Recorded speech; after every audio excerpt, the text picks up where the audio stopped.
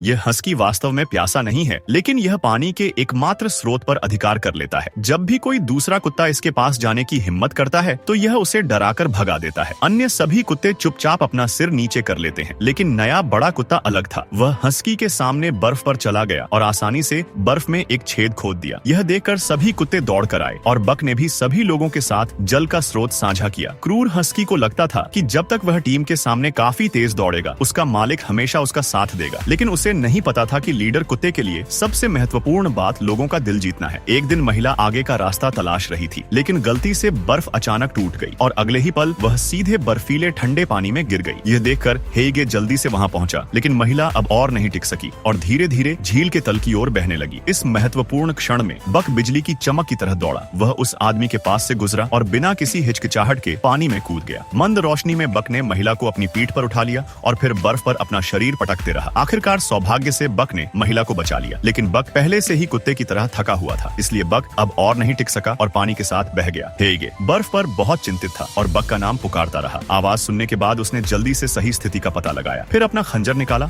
और आवाज की दिशा में छेनी चलाता रहा, लेकिन बर्फ बहुत मोटी थी और खंजर को 2 बार घुमाने से पहले ही वह टूट गया। हेगे पीड़ा में जमीन पर घुटनों के बल बैठ गया। उसे यकीन नहीं हो रहा था कि यह कुत्ता अपनी जान की परवाह किए बिना उसकी पत्नी की जान बचाएगा। इस समय किसी के द्वारा उसे दिए गए उपकरण को देकर हेगे ने बिना सोचे समझे उसे पकड़ लिया और फिर से बर्फ को छीलना शुरू कर दिया। लेकिन अचानक उसे कुछ एहसास हुआ। हेगे ने अपना सिर घुमाया और देखा कि उसे छड़ी थमाने वाला कोई और नहीं बल्कि बक था।